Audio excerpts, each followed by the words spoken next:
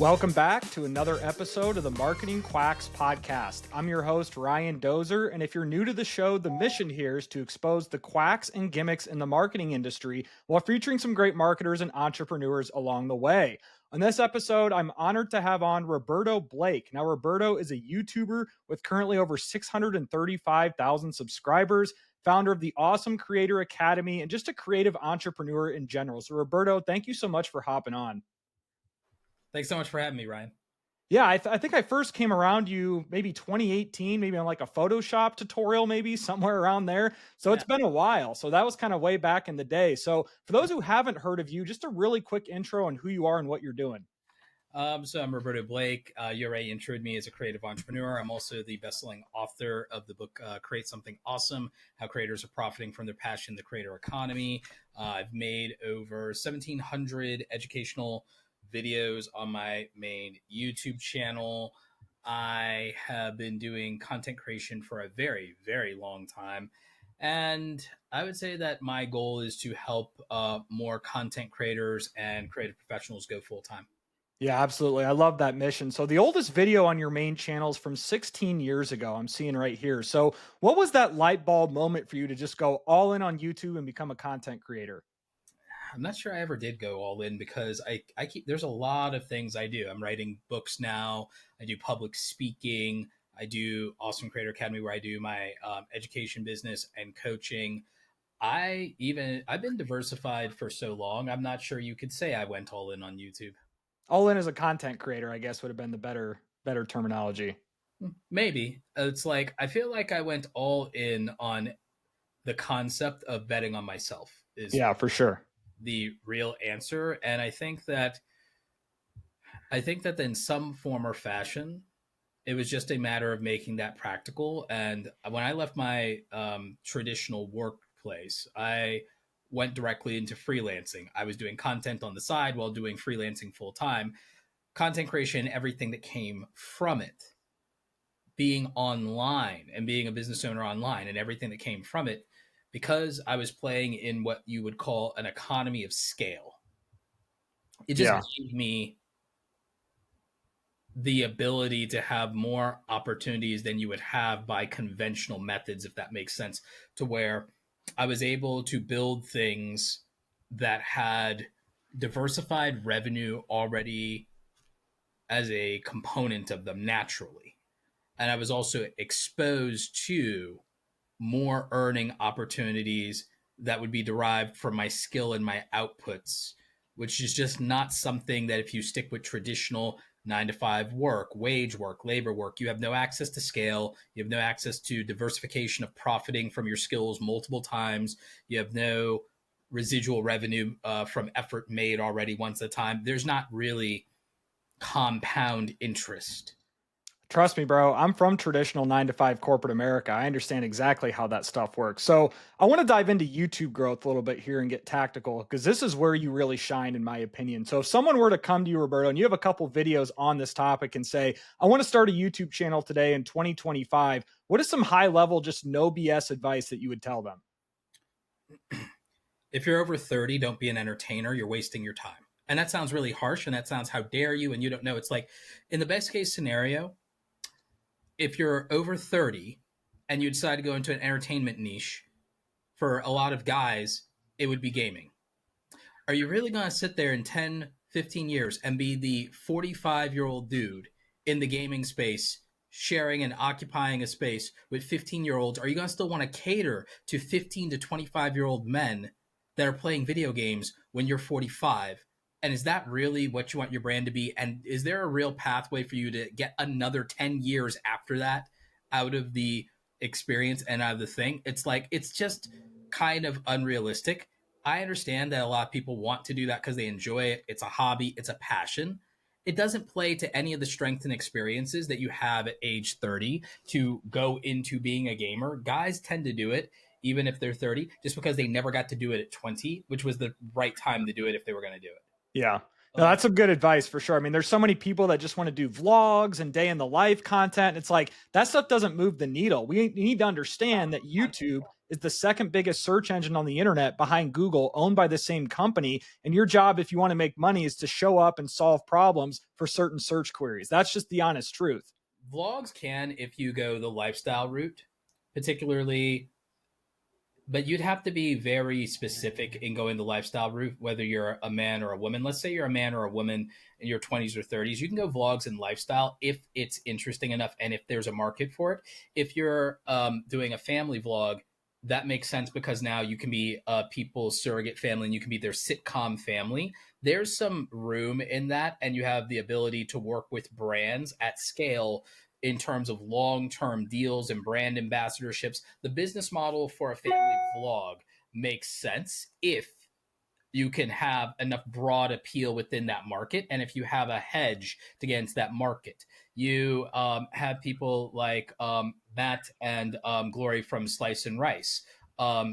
She's Asian, I believe Korean. He's black. They have an interesting dynamic, and their audience got to see them grow up from being college sweethearts to getting married and having their bunch of cute kids. There is literally a sitcom gimmick for them to be another generation's Corey and Topanga from Boy Meets World, or Winnie Cooper and Kevin Arnold from the Wonder Years. There's a gimmick there that works and makes sense, and there's a lifestyle brand component to that, and there's a let's say there's a moat in that niche for the uniqueness of their lifestyle. But if you don't have a lifestyle that's more interesting than the person watching you, you can do this. I'm not telling you can't do this for fun. I'm talking, if we're talking to business people or people who want to make a living, I'm saying that you can make any content you want if you want to do it for a hobby. You can't do whatever you want if you want it to be a business. Completely agree. Yeah, and there's a lot of niches out there, honestly, today that I think are super lucrative. I mean, you're talking the AI automation space, you're talking the SaaS world, SaaS in general, you could go a million different directions with.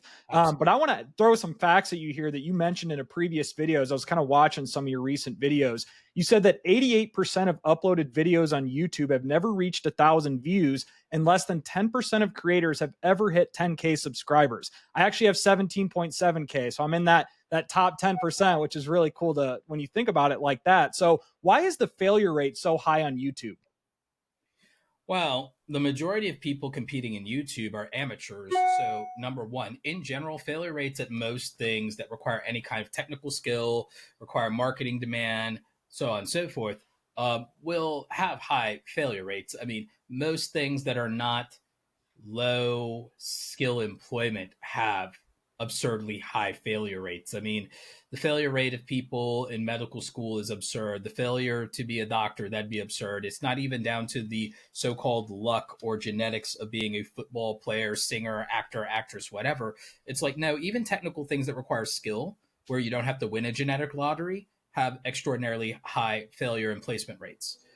In general, content creation, though, is largely just because the market is majority amateurs and it is majority people that are at a hobby level and are not competing seriously. So it's not that you have to be lucky to succeed at YouTube. It's just that the overwhelming majority are overwhelmingly mediocre.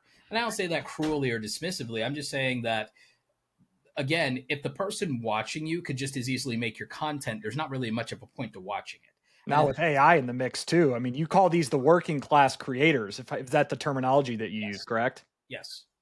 Yeah, that's what I thought. So that's, I mean, really good points there. But what mindset shift does someone who's a working class creator have to really get to if they want to hit that 10K, 50K, 100K mark? Your strengths might be more important than your passions. So being good at something allows you to create value for other people. If you're passionate about something but you're not particularly good at it, you're being self-indulgent, which is fine if it's a hobby. You can be a hobbyist at something, not be good at it, and try your little heart out and be like, it's not about winning, it's how I play the game. But that is a hobbyist by its nature. For a professional, it is not about how you play the game. It is about winning and losing. It is about putting points on the board. It is about a return on investment. It is about sunk cost. That's business, bro. That's business. That's being a professional. Yeah. So, like, if you're professionally trying to be a doctor or a lawyer, there's no, well, I tried really hard. So You're either it or you're not. Exactly so. And the results are the results. And there's no, if you were even trying to do something in creative world, there's no being a full-time wedding photographer and there's no, oh well, I tried really hard to get the shot. No, it's not about how you play the game, it's about results. Exactly. About results. Completely agree. And we hear this all the time from the gurus, Roberto. Just create high quality content and the results will follow. But yet, in my opinion, no one actually defines what is high quality. There's a lot of nuances to this as well. How would you define a high quality video that moves the needle? What are some elements there? I literally define what it is, but here's the thing. Quality, if you're like, what outcome are you looking for? How are you measuring success? What outcome are you looking for? Yeah. I mean, are you asking me hypothetically or just in Sure. general? Hypothetically, what outcome are we talking about? What Yeah. are we measuring? Probably just growing subscribers, probably monetizing. I mean, just all the ins and outs of growing on YouTube. Subscribers and monetizing can't happen if what else doesn't happen? If you're not publishing consistently. Well, even if you're publishing consistently, what is the prerequisite to add revenue and subscribers? What is the prerequisite? Create good content. No, the prerequisite is obtaining views. The prerequisite is views. That's true. Have things that you wouldn't consider to be good content gotten views? Correct. So good content is not the answer. The answer is content that gets views. What is good is not always popular, and what is popular is not always good. You've certainly heard that, but you've probably experienced that. Is that not correct? That's correct. So this is why I do not believe in the perpetuated myth of make good content or make quality content. Here's what I believe. Make content that people value. Create value for viewers. See, quality and value, you could both argue, are subjective, but they're not the same thing. Value happens at a glance. Books are judged by its cover. Is a book bought because it is written well and the content is good? Or is a book bought because the packaging is effective? Good marketing, good cover, etc. So it's about, is the packaging and positioning effective for the target market? And is the target addressable market big enough? Those would be the determining factors of how a book sells, not how good the material is. Is that not correct? Yeah, you could say that for any piece of content. Correct. You, in fact, can, which is why I differentiate between value and quality. Now, quality is an experience. We don't know the quality of something usually. We assume the quality because of the perceived value up front of something. But the quality of something, we rate it on Amazon, whatever product we bought, we rate it once we've had an experience, correct? Correct. So we judge quality based on an experience that we have, but we can't engage with the quality of something unless we have perceived value up front at a glance. So the responsibility that you have as a content creator or even as a marketer or business person is to demonstrate and communicate value and understand value from the position of your viewer or your customer. So you have to develop, at least in the YouTube world, or in the content creation world, I call this the audience avatar. And so how well do you know your audience avatar? How well do you know what their perception of value is at a glance? What do you know in terms of that person and what their priorities, preferences, problems, and prejudices are? Through that lens, you can determine what is of value to them. And then in packaging YouTube videos, that comes down to topic, title, thumbnail, and timing. Topic disqualifies me. Do I care about these things or do I not care about these things? What is your effectiveness of communicating the topic through the title and the thumbnail? The timing determines whether it's a priority for me, whether I can click on this now, click on this later, click on this before I click on that. So topic, title, thumbnail, and timing encompass that, with the overhead of that being the total addressable market. Because even if you nail those things, the bigger your market, the broader your audience. The smaller your market, the lower your views will be. So it determines your view floor, and view ceiling. No matter how smart I am about YouTube, there is a cap limit on the total addressable market of people who care about making YouTube content or monetizing a YouTube channel, et cetera, et cetera. No matter how many subscribers I have, I cannot exceed a certain amount of views, and it will be nowhere near the amount of subscribers I have because it's predicated on one thing.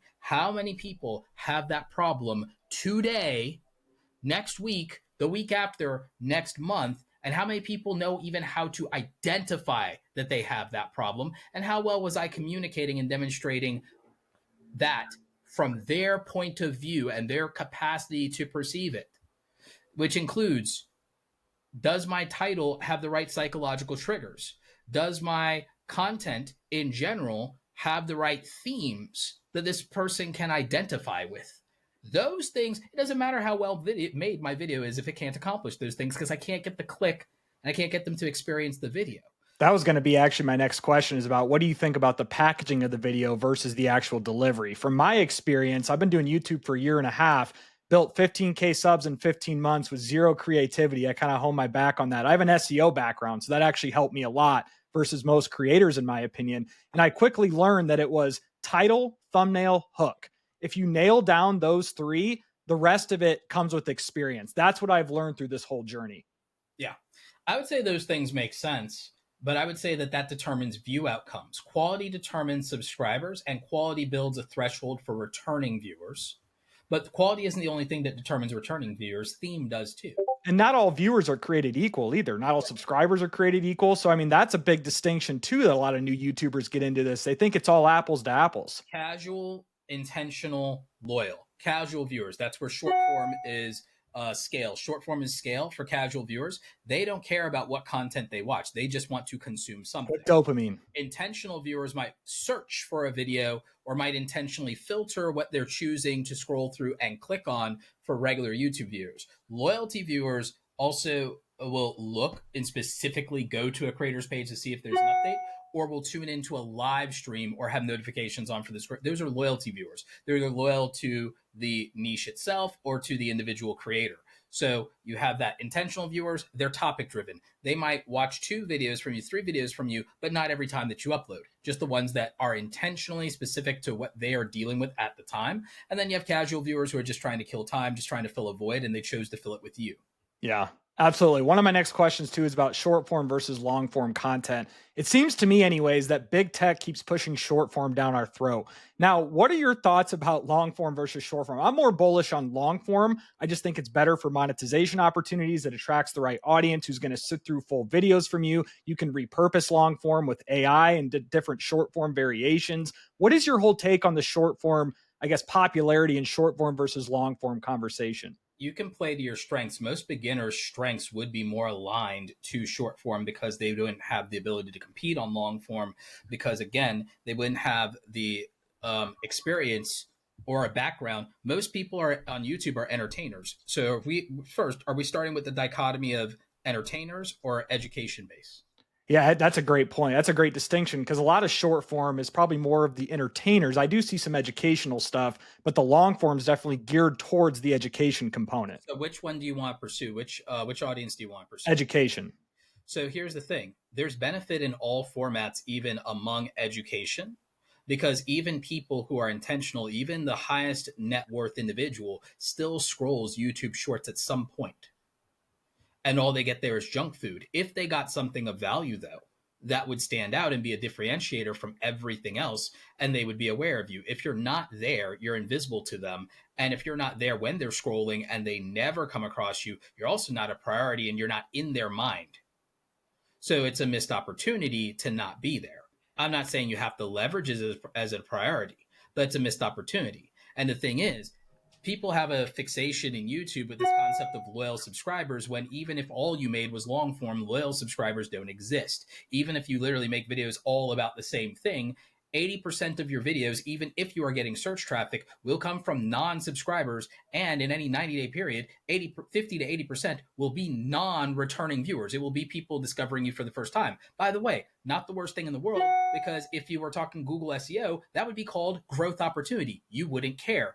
But YouTube has a psychological vanity play that makes us more emotional than we should be, versus divesting from that and being practical, which means shorts do not hurt your long form. In fact, they are just completely different audiences, because they're completely different lanes of traffic in the first place. They're different lanes in the traffic. They optimize your reach. The highest revenue opportunity is not even long form, it's extreme long form. And usually that's called live streams. Live streams are your best opportunity, because when you do a live stream on YouTube as an educator, it's a webinar without doing a webinar. is your best sales opportunity, is the people most emotionally invested in you are people who will watch you in for 1 hour that day. Of the disposable time they have that day, if they watch you for 90 minutes to an hour, you've taken market share away from everything and everyone else, not only on YouTube, but in their life. For an extended period of time, there is not much that they've committed 90 minutes to. There's not much in terms of individuals. You're now competing on a priority of attention reserved for their family, their spouse. The CEO of their company hasn't taken up 90 minutes personally one-on-one with them.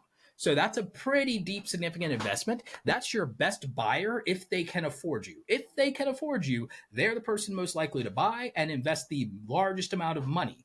Additionally, even one person giving you a super chat, even with YouTube taking 30%, if they give you a $10 or $20 super chat, that one individual, even at the highest revenue per 1,000 views, just supplanted the value as one individual over 1,000 passive viewers on YouTube for long form on your regular videos, and 10,000 to 100,000 people that would have watched you on shorts. So the thing is, live streams have the lowest reach, yet the highest revenue optimization, and short form has the lowest revenue optimization, but the greatest overall reach. So from a awareness and branding standpoint, you saturate short form, but short form also gets so much more potential views disproportionately that if you made evergreen short form on a long enough timeline, evergreen short form could earn you just as much as long form if you're able to produce it in bulk.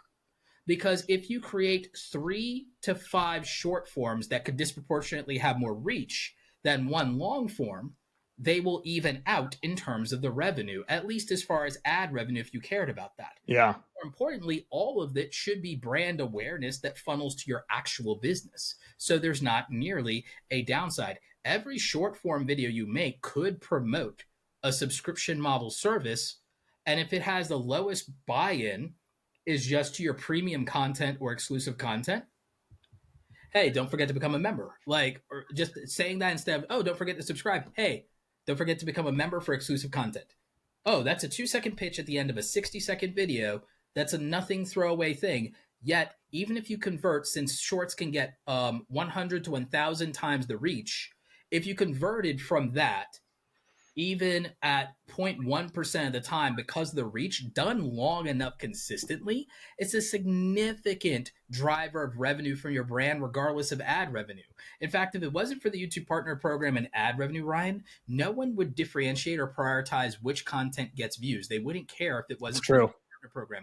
The YouTube Partner Program and the ad revenue seduces people away from the idea that if all views were considered equal, and by that I mean worth $0 on views, and their only benefit was brand awareness and a marketing funnel anyway, there'd be no debate between short form, long form, and live streams.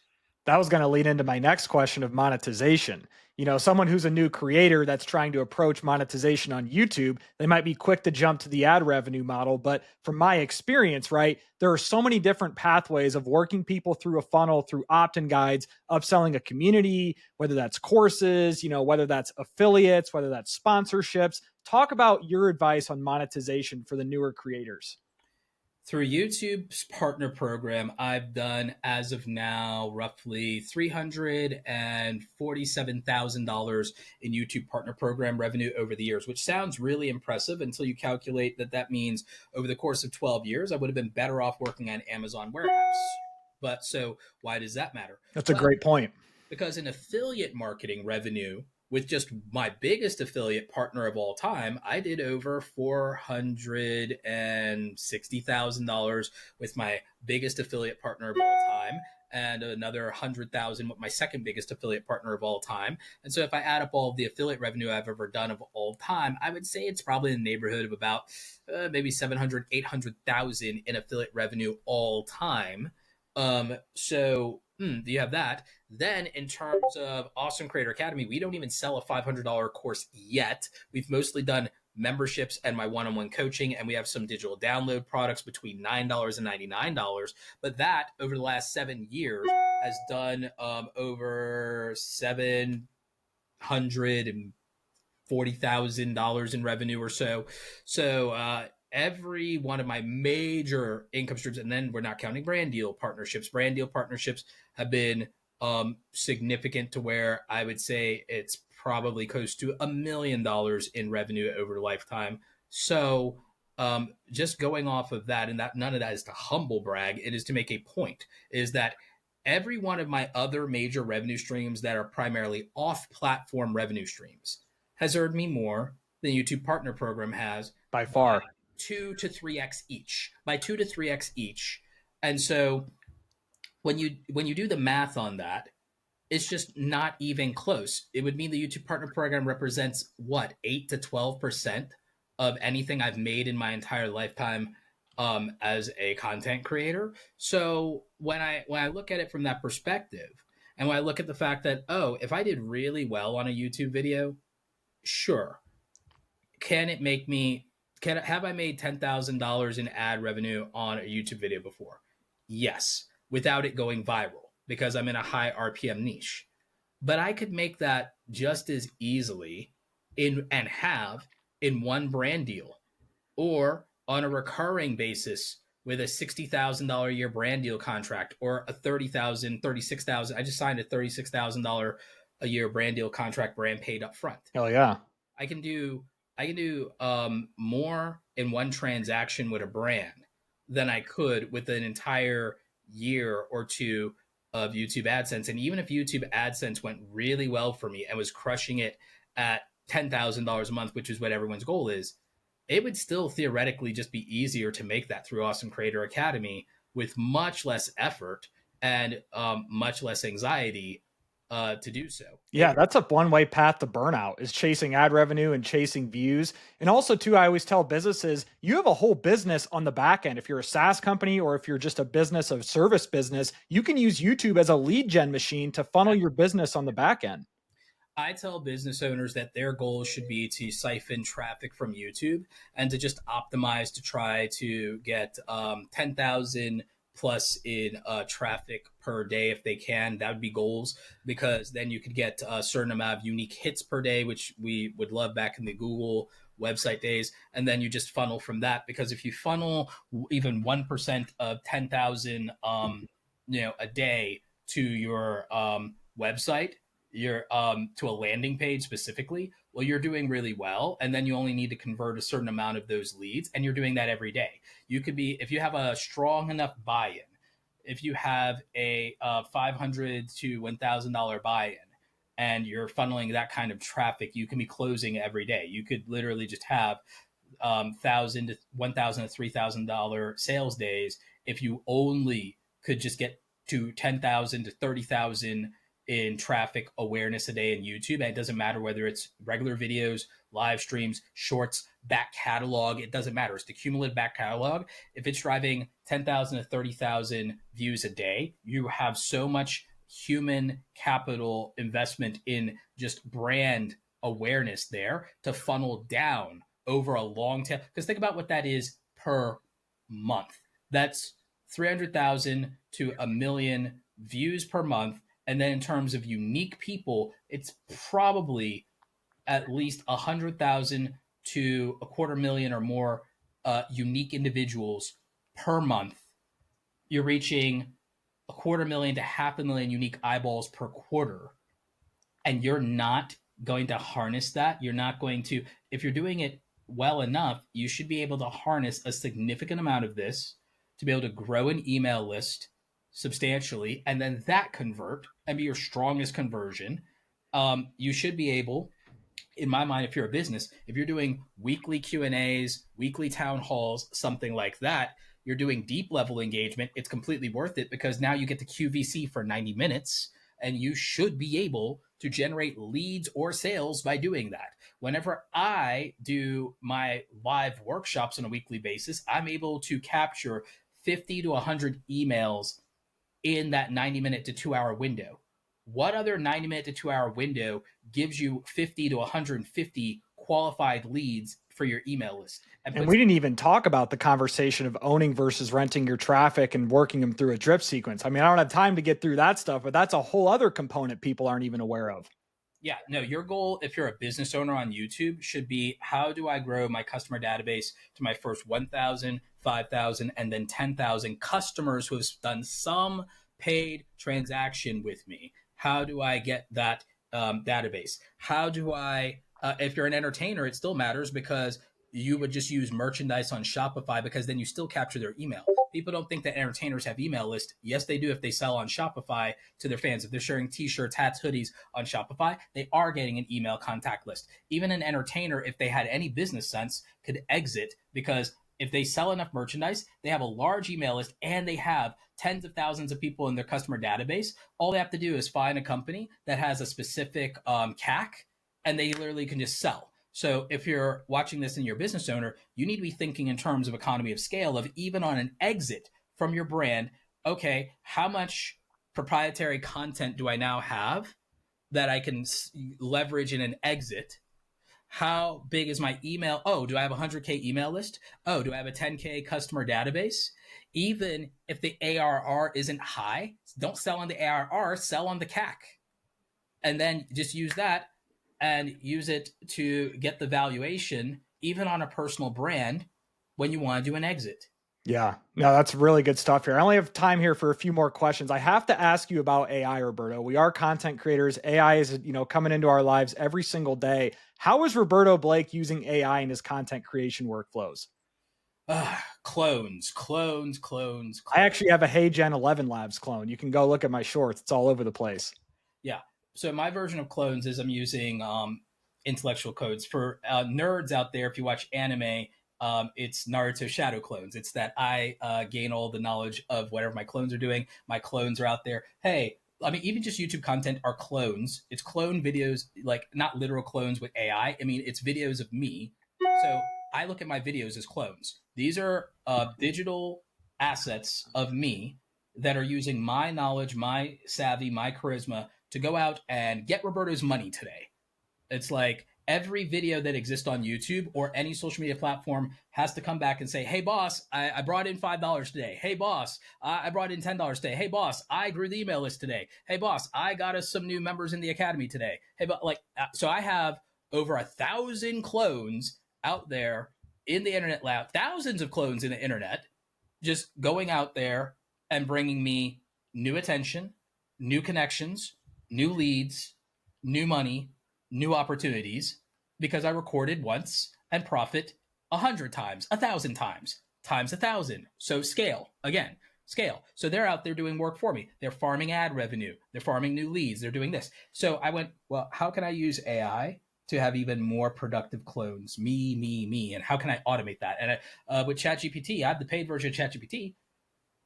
It's going out there and there are several clones. There's some clones that have to generate a certain report or some research for me 5 times in a single day, some just once a week, some on a daily basis, so on and so forth. They're doing tasks that would otherwise take up bandwidth in my head.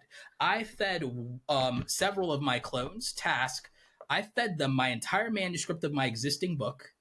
And one of them is tasked with generating quotables from my own manuscript that I may not remember and giving me those quotes so that I can then load those up into another automation or I can copy and paste them when I see them manually and just post them to different social media profiles. And so, I wouldn't even remember I said that. I wouldn't even remember I said that. Here's a quote.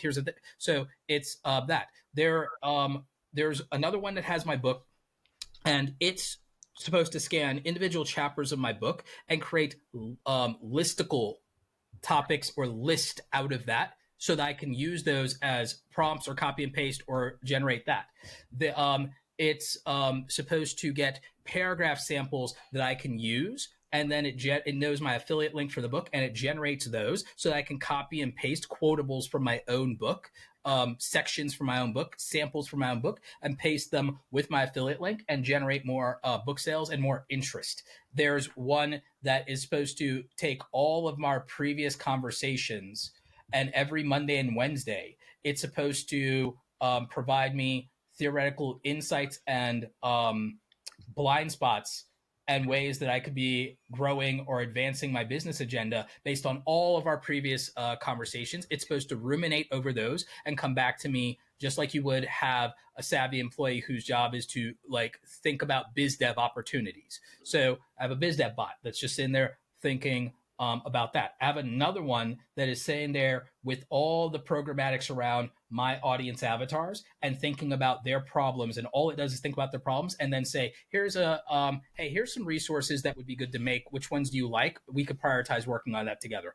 So I don't just have a second brain. I have multiple brains. I have an army of clones like Agent Smith just out there ravaging the matrix on my behalf. I would love to dive into more of that at some point with Make, N8N, Zapier automations. I have a ton of content repurposing automations. I have Opus farming. Opus Clip, yeah. Opus Clip farms and clips all of my live stream workshops, all of my YouTube channel reviews from the Friday episodes, and is clipping those. And then I could just go in, and if I sit there and if I work for 3 hours on the scheduling, I can have 30 days of 3 posts a day of clips in short form. Yeah, for sure, man. This AI and automations, if you're a marketer, schedule across 5 platforms, by the way. Oh, for sure. If you're a marketer or content creator, you need to get into the AI automations world, or at least outsource it to someone, because that is going to give you so much leverage over everyone else. People are just so new to this stuff and don't realize what type of opportunity we have right now. But Roberto, I have to ask you one more question. This is the Marketing Quacks podcast after all. I want to hear your version of a marketing quack in the content creation or YouTube space. What are some tricks and gimmicks that you've seen people do that just kind of disgust you, I guess is the term for it? I don't like the concept or the idea of YouTube easy mode, quote unquote. This idea that anyone can just make, quote unquote, unscripted, authentic, low effort content and have it perform. There are people who can do low effort, high value content. If you are a neurosurgeon who has a wonderful story about how you were burnt out, you quit your job, you were depressed, the Lamborghinis and everything didn't do it, the massive salary didn't do it, and now you've decided to find your inner peace by quitting your job and leaving your accredited field of neurosurgery and saving lives because you want to travel the world with your dog, then yes, you can get 7 million views in 7 days with no editing because you are the 0.01% of people that are genuinely interesting in the world. Because you already, the easy mode, oh yeah, the easy mode on making a video is because the hard mode of graduating from MIT and being a neurosurgeon and working and making hundreds of thousands of dollars a year for 15 years straight of your life and having the luxury of saying, okay, I'm burned out, but I have $1 million in the bank and I can quit and travel the world until my dog dies. Exactly. I hate all that shit. I hate the ones where it's, in my world of AI and automations and marketing, it's RIP this, goodbye chat GPT. This new update is groundbreaking, right? With the robots and the clickbait thumbnails and the rockets going off. Like that's the one for me, A regular boring as hell person can't just make a video about their life or can't just yap on the internet. And like I guess if you're like 8 out of 10 attractive, you might be able to do that. If you're 8 out of 10 attractive, you can just yap on the internet. If you have a ridiculous physique to where you're kind of like Lou Ferrigno or something like that, and if I throw some body paint on you, you could be the Incredible Hulk, like Sam Sulek, then sure, you can just make content and not edit and not do thumbnails because your body is the damn clickbait at that point. So it's like easy mode and selling people who have no access to creating like value to the average person because they are just an average person. And that sounds really negative. It sounds really disparaging, but I think about it. If you could live that person's life, you don't want to watch them. That's true. That's just some hard, cold advice people need to hear, bro. Yeah, you just go live your life. It's like we want to vicariously live through people who have access to a lifestyle we don't. We want viva la difference. We want viva de difference. So we want to watch people who are weirder than us, more attractive than us, smarter than us, richer than us, riskier than us. If you're somebody who's single or you're a kid from a child divorce, you want to watch that happy family on YouTube because you don't have that. That's the reason you want to watch that.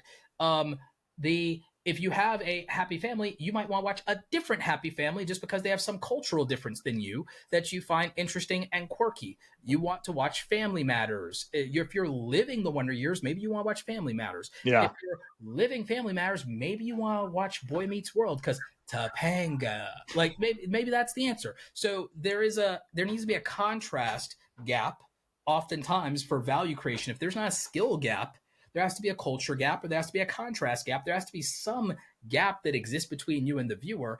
And the thing is, the more normal you are, the less extraordinary, less risky, less exceptional, less quirky you are, it doesn't work. And the thing is, being a quirky teenager was a novelty when there wasn't an access to a camera as easily as there is today. And so that's where the early YouTubers blew up, because their thing was they were a novelty because they had first mover advantage. The TikTokers were a novelty with first mover advantage, so being a kid with a camera worked in those scenarios where there's the novelty of newness, and being early. Vine, we'll throw back to Vine.